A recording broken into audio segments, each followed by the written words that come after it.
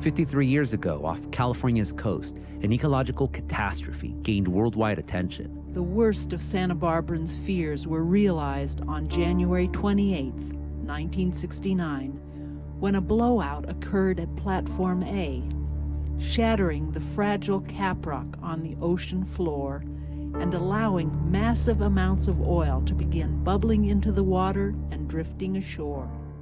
The state's largest oil disaster shocked the nation into action. The creation of the Federal Environmental Protection Agency, the passing of California's Environmental Quality Act, the Federal Environmental Protection Act, and a day to reflect and learn about environmentalism, also known as Earth Day. But in a world where climate change is ravaging the Earth, what good is just a day anymore?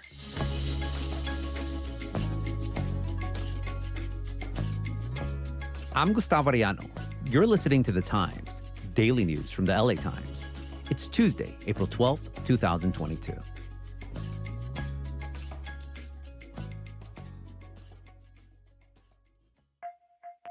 We stand now where two roads diverge. But unlike the roads in Robert Frost's familiar poem, they are not equally fair. The road we have long been traveling is deceptively easy, a smooth superhighway on which we progress with great speed, but at its end lies disaster.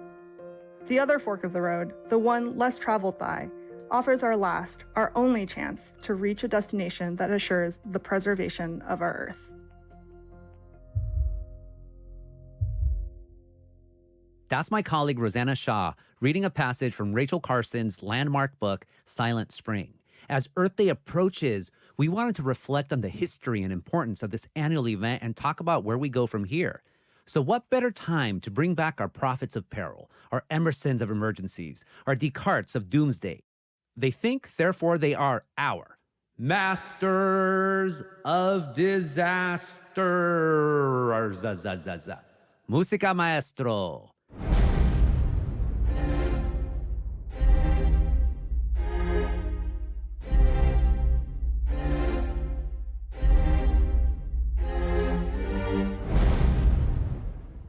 Sitting as always in the earthquake chair is Ron Lin. Hey, Ron, who do we thank for the lack of any big quake so far this year? Not you, because the last time you mentioned a lack of big earthquakes, we just had one like a month later. Uh-oh, I jinxed it. Damn it, I always do that.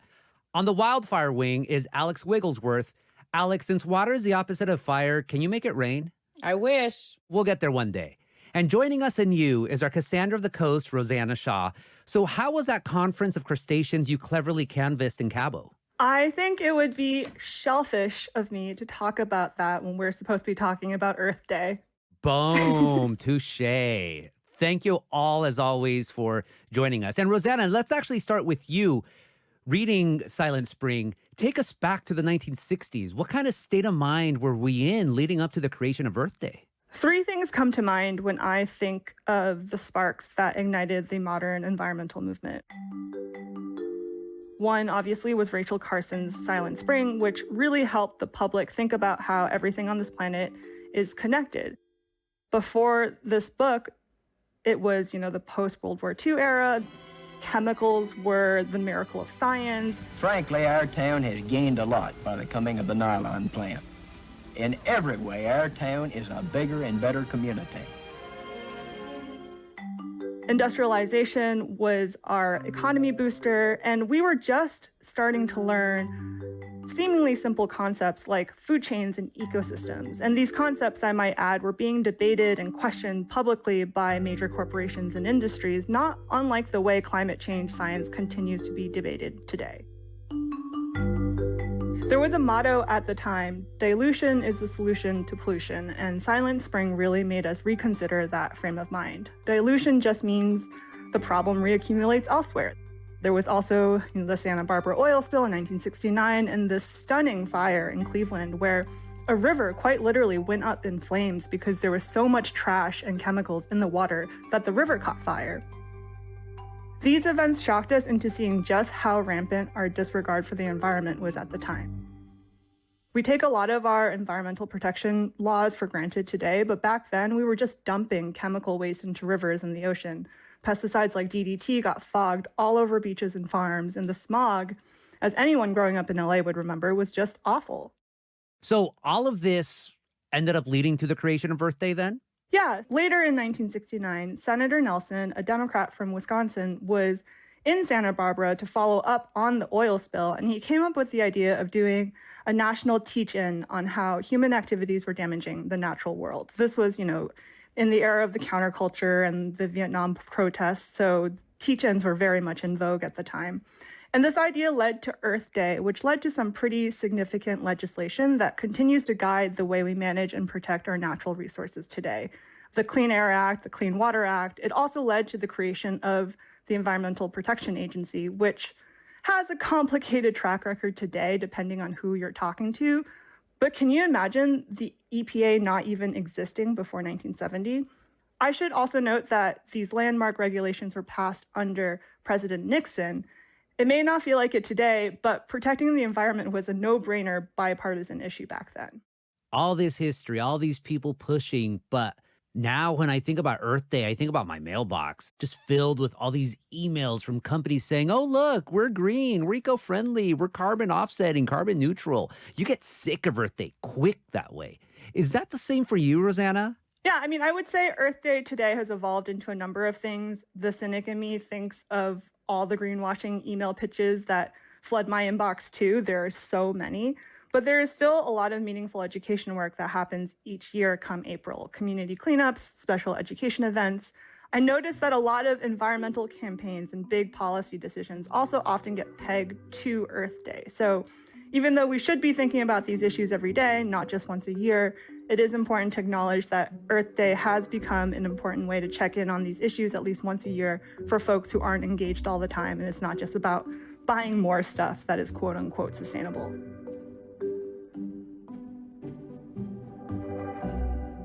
We'll be right back.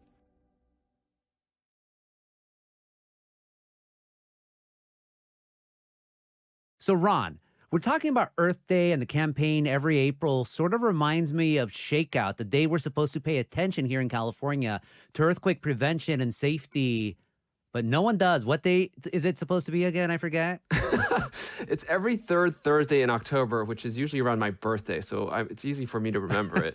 I always actually thought that it happens to be around the anniversary of the Loma Prieta earthquake, the World Series earthquake from 1989, but the real reason is actually quite boring. The first one happened only in 2008, and it was in mid-November, and the schools were like, mid-October is actually a better time for them, so wah. That's the reason why. But the anniversaries actually, for me, are helpful because I can almost peg any time of the year to an earthquake. It's a helpful reminder that any month could be a time for an earthquake. I mean, there is this kind of myth that there's an earthquake weather of it happening during hot weather, but that's not true. We've had earthquakes in the winter time too. If you give me a month, I can give you the name of an earthquake that has happened before. Welcome to Give a Month and Ron Lin Gives You an Earthquake. First up, we have the Times host and columnist Gustavo Arellano. June. There was the Landers earthquake of 1992 of magnitude 7.3 that shook up the Mojave Desert. Next is Rosanna Xia, coastal overlord and pun master. September, the two quakes in Mexico, the 1985 and the one from 2017. And that's it for Give a Month and Ron Lin Gives You an Earthquake. Tune in next month for Ask Rosanna How She's Doing, and she'll ruin your day with a terrible joke. Wow, we're going to take this show on the road one day, Ron. But Alex, so there's a Shakeout Day, there's an Earth Day. Is there a day where we just think about just wildfires? And doesn't the idea itself kind of sound silly?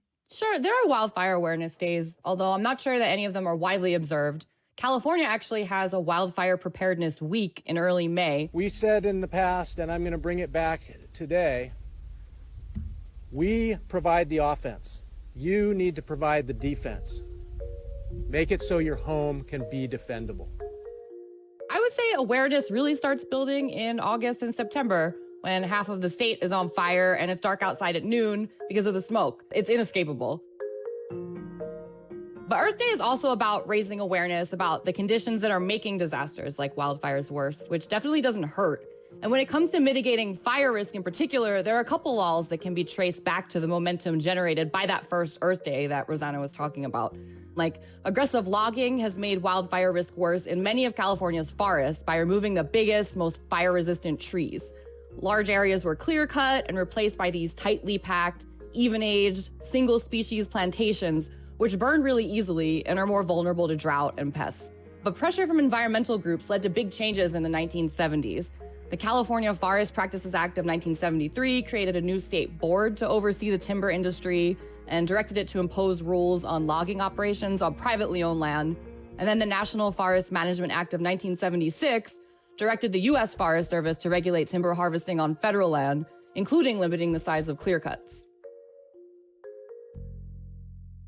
Ron, what kind of these actions by the state, shakeout, wildfire preparedness week or whatever, does that actually help us to try to mitigate for these things or try to plan for these things? Actually, it does. Sometimes politicians will want to hook to sign legislation or anything. And the two quakes that kind of have stuck in our memory for many Californians, it's the great 1906 San Francisco earthquake, which happened on April 18th, just a few days away, and it destroyed much of the city. The Loma Prieta earthquake, or the shakeout day in mid-October, those seem to be like the big dates. So 9 years ago, San Francisco passed its own law requiring apartments to be retrofitted, timed to the 1906 San Francisco earthquake. And 7 years ago in LA, Mayor Eric Garcetti signed into law rules requiring vulnerable apartment and concrete buildings to be retrofitted. So they end up being good deadline dates to get in major pieces of legislation. Yeah, but part of me is you have these days and these weeks, even though we live in an era where these disasters are around us. Wildfire season is now all year, Alex. Earthquakes, as Ron always warns us, and none of us listen, could happen any day. And then Earth Day, Rosanna, hey, yeah, we got to keep the forest, we got to keep the hills, protect the condor. But when I think of environmental pollution, I'm thinking of working class communities, kind of like where, in the port cities where my dad worked. I grew up a baseball throw away from the 9-1 freeway in Anaheim. It's poor folks who have to live with these consequences of climate change. So, Rosanna, why should we keep Earth Day? Why can't it be Earth Month or celebrate Earth every day, man? Yeah, I struggle with this because a lot of good has come out of Earth Day, but the movement has not arguably evolved in a way that is inclusive of how people think about the environment today. Earth Day, to be blunt, was a pretty white movement. The modern environmental movement was anchored by people who could afford to care about the environment, people who had the privilege to pick which neighborhoods got more trees and clean air. If you look at the environmental pollution legacies today, we have created a system that essentially allows for sacrifice zones. But it has been encouraging to see more focus recently on the environmental burdens and injustices placed on predominantly non-white, lower-income communities. I'm starting to hear from a lot more people within the traditional environmental space who are rethinking what it means to truly have resilient ecosystems and resilient social systems, and really recognizing that this is all interconnected. There has also been a super interesting shift in the way we're now talking about conservationism and the role of people within nature. The environmental movement of the 1960s locked us into a pretty specific governmental framework of how to take care of the environment, which ended up erasing a lot of communities and their knowledge. I reflected on this recently, actually, with California's head of natural resources, Wade Crowfoot, who has been figuring out ways to work in better partnership, for example, with tribal nations. To quote him, the modern conservation movement that catalyzed around Earth Day created this perception that environmental protection is protecting nature from people, but people have always been part of nature. Yeah, just to add on to what Rosanna's saying, there are definitely legacies of environmental injustice and racism that still exist, and no single awareness day is going to fix that. Last year, there was a study by researchers at UC Irvine and UC Davis that found that the parts of California hit hardest by wildfire tend to have higher poverty rates and unemployment and a greater proportion of low-income, older, and indigenous residents. They also tended to have lower home values and higher rates of vacant housing units. So these are some of the last remaining places in the state where homes are attainable, and people who often can't afford to live anywhere else are at the greatest risk. The researchers also found that wildfires are just more frequent in these vulnerable areas. They inferred this could be because of differences in vegetation management between high and low-income communities and the availability of resources to fight fires in these areas. And when you go to those vulnerable areas, what are you seeing? Yeah, it's something I've come across a lot just anecdotally in my on-the-ground reporting. Last year, the Caldor fire in El Dorado County destroyed Grizzly Flats, which was a blue-collar community. But Lake Tahoe, where there are all these million-dollar vacation homes, was protected. And in Plumas County, the Dixie Fire devastated the working-class town of Greenville, but the wealthier community of Lake Almanor was saved. I should also note that government agencies have been really slow to include Indigenous people in land management decisions and to draw on their extensive knowledge of how to manage land to reduce wildfire risk. And that's been to everyone's detriment. For instance, I recently visited Greenville for a story I'm working on. The town is the ancestral home of the mountain Maidu. For centuries, the Maidu did cultural burning in the hills surrounding Greenville to stimulate the production of certain foods, medicines, and tools, to more easily hunt and spot intruders, and to keep down populations of certain pests like weevils and ticks, among other reasons.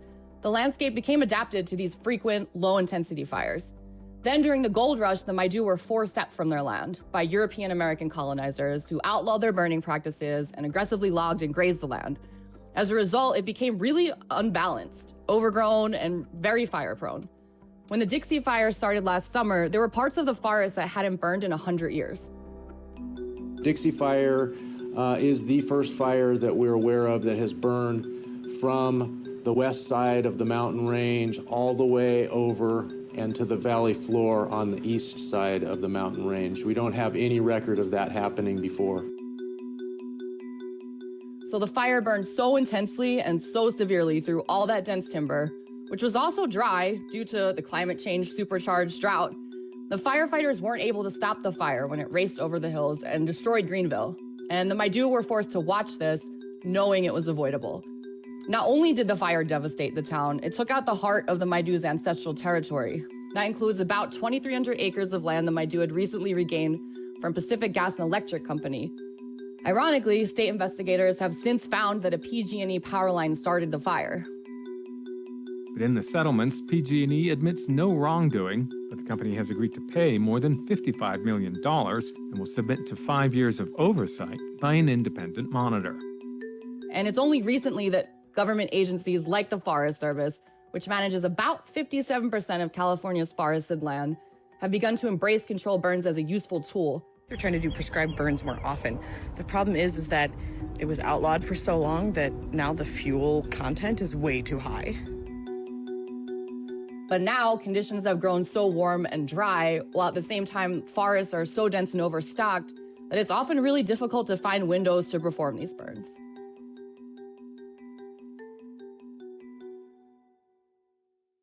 Hearing all of this, Alex, hearing just all these different approaches that we've done in the past that were good, or in the past that were good and we've just completely forgotten, it reminds me of that Rachel Carson quote from Silent Spring that Rosanna read earlier about roads we can take. So for everyone, what's the road going forward that we should take, especially regarding Earth Day?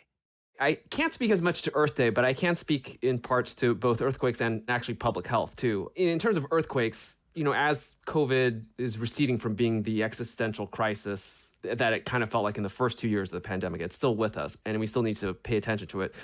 There are things that we need to get back to. So like one of the things that the mayor, Eric Garcetti, never really resolved is this issue of steel skyscrapers, that there are many of them in the city of LA that have not been assessed and they're not required to be retrofitted. And it is plausible that steel skyscrapers could come tumbling down in a quake. And there's a number of other things. There's lots of suburbs throughout LA County in Southern California where there's not a requirement that they be retrofitted. So those are some of the things to be worried about. But speaking of days or weeks, early April is actually Public Health Week, and it's being used by LA County to highlight the years of environmental pollution in East LA caused by harmful chemicals spewed out by the battery recycling facility Exide Technologies. And what the county is doing is they're trying to give more support to children or family members with developmental delays and assist them in terms of providing care. And so these are the kinds of situations in which stuff that doesn't really get that much attention can get some added boost from an anniversary. A road of retrofitting. I like that. Alex. Yeah, so when it comes to the wildfire piece of it, people's relationship to wildfire is really dependent on where they live, the things someone might consider doing to reduce wildfire risk if they're a landowner near a wilderness area. is very different than the things someone might do if they live in downtown LA. So I'd say the most universal wisdom would be to do anything you can to play a part in slowing and mitigating climate change. And probably most importantly, elect representatives who care about these issues and will do their part to listen to the science and try to rein in big corporations who are by far the worst polluters of them all. And that includes representatives who value indigenous knowledge when it comes to land management decisions and understand that the way we manage forest lands does play a role in how severely and intensely wildfires burn through them. So, road of reality check. Rosanna, what about you?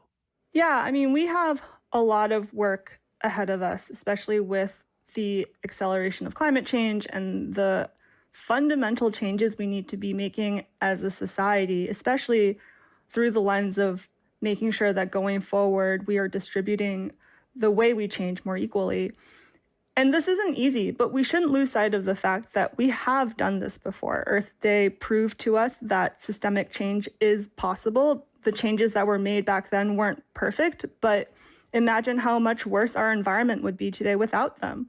There's a quote from the first head of the EPA in 1970 that I often think about. He said that, quote, "Even if all of our waters are not swimmable or fishable, at least they are no longer flammable." So, in other words, everyone take the road less traveled, the true environmentally safe one. Just don't stop by woods on a snowy evening. None of you like Robert Frost, do you? Okay, whatever. We'll be right back.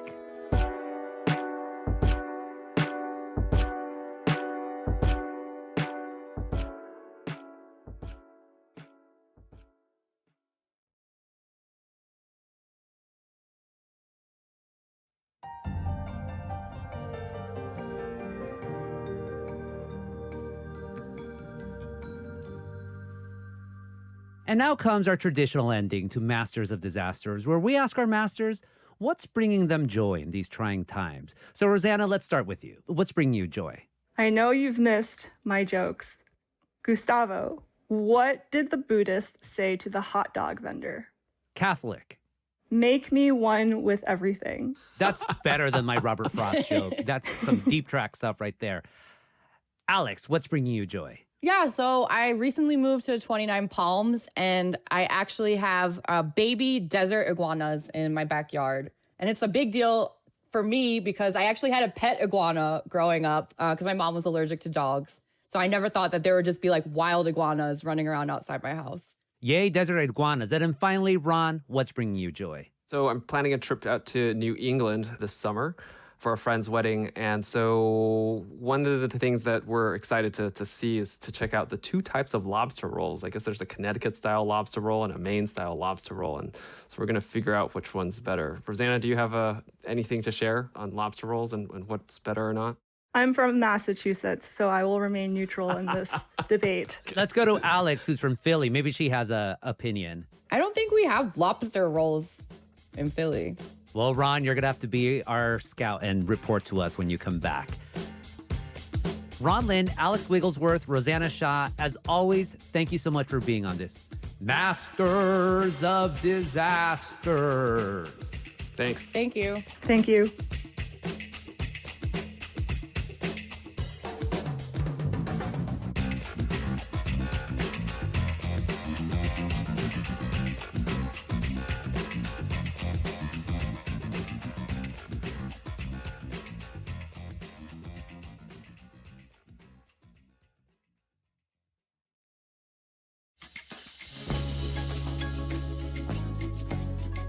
And that's it for this episode of The Times, daily news from the LA Times.